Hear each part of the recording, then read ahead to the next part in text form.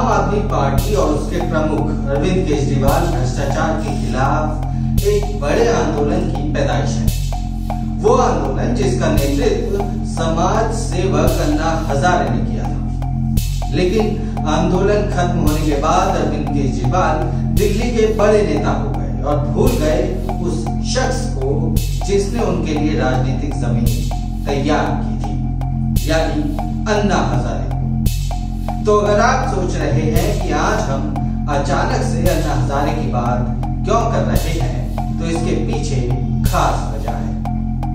क्या है वो वजह बताएंगे आपको, बने रहिए हमारे साथ इस वीडियो के अंदर।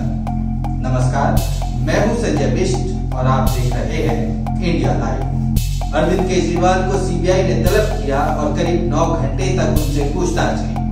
सीबीआई की पूछताछ के बाद केजरीवाल ने कहा कि शराब नीति के बारे में उनसे कुल 56 सवाल किए गए, जिसका जवाब उन्होंने दे दिया है।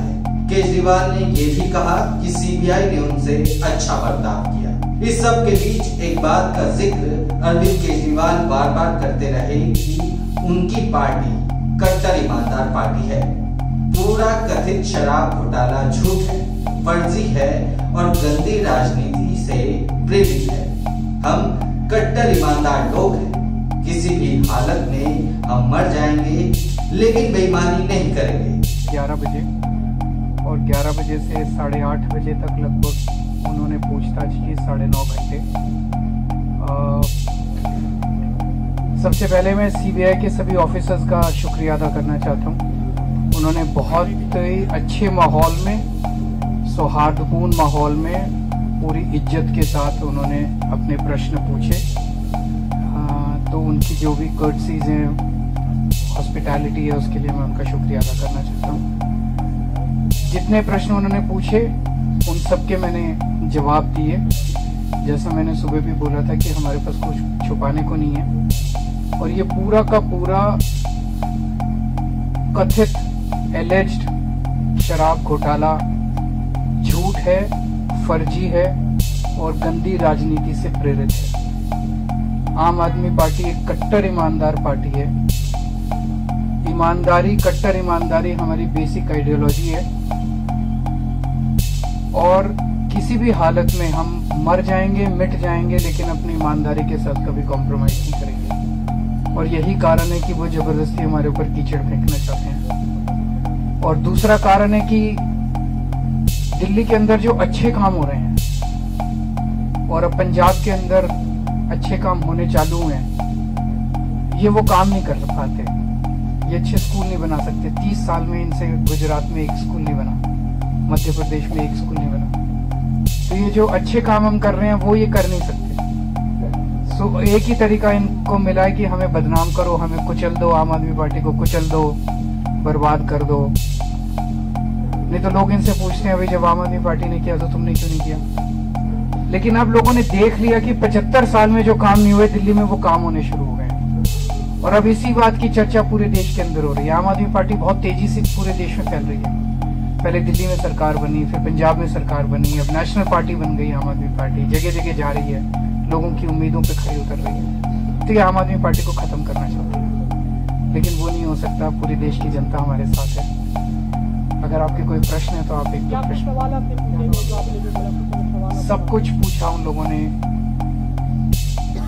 ये नीति शुरू कैसे हुई, आपने कहाँ से शुरू किया, क्यों शुरू किया, वहां से लेके अंत तक सारा आप ये मान के चलो कि 2020 से लेके और अभी तक के जितनी डेवलपमेंट्स हैं सबके ऊपर लगभग 56 क्वेश्चंस उन्होंने पूछे। इधर केजरीवाल सीबीआई के दफ्तर से निकलकर प्रेस कॉन्फ्रेंस कर रहे थे और उधर कभी इनके गुरु रहे अन्ना हजारे ने एक बयान जारी कर दिया।